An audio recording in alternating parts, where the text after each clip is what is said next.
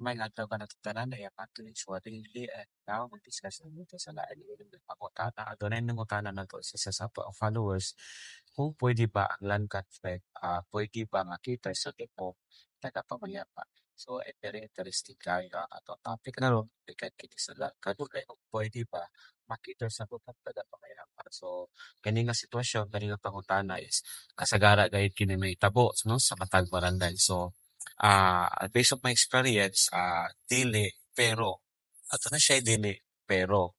So, dili sakop sa jurisdiction or jurisdiction sa lupot at mapayapat at mga kaso na may kalabutan sa land conflict o lupa or kaning yuta nga panagiya kung kini may kalambigitan sa ownership, tawag ka ownership o panagiya sa So, kini no ato timaan mga kaso nga may kalabutan sa land conflict na dili sakop sa pool.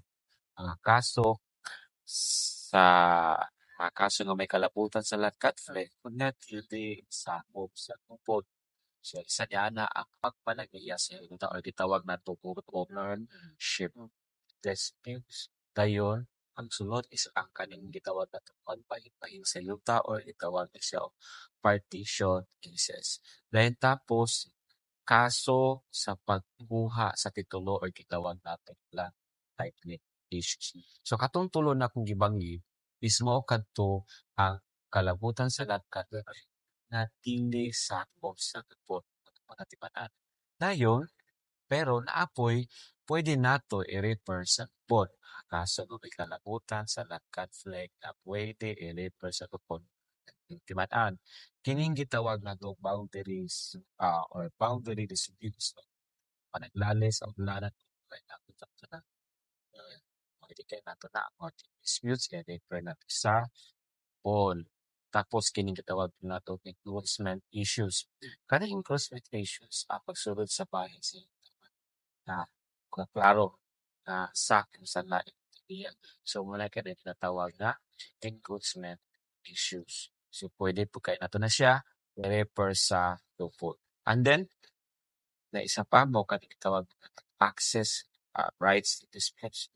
So, kaning panagladis sa kianat no nga nag-atpag sa duha ka or gitawag na to access rights disputes. Pwede ka nato na siya i-refer sa katuno hatot ug pagatimanan. So, ang mga kaso nga may kalapigitan sa ownership, kinahanglan ipasaka na kita siya.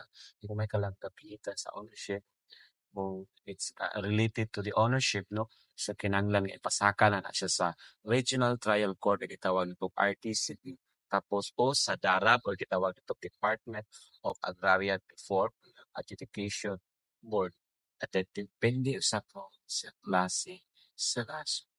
So mao kadto no atong pagaysutat kabahin sa isa sa ato ang followers nga nangutana nga pwede pa ang land conflict ma-cater sa grupong tagapangmayapa. So dili pero kung natawag diskutan kada na based on my experience usab sa pagpasabasa sa nato sa mga balaod and then kung ikinahanglan pa gid ninyo nga mas mo lighten pa gyud ang inyong una pwede kay mo muluo sa inyong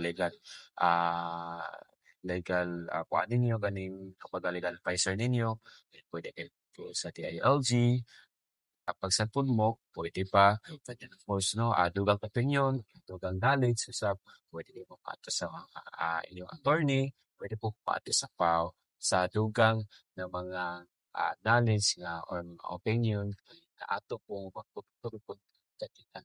So, ora ka to na ito pag-aisputan. Please follow, like, and share this video. And maayo at law pa natin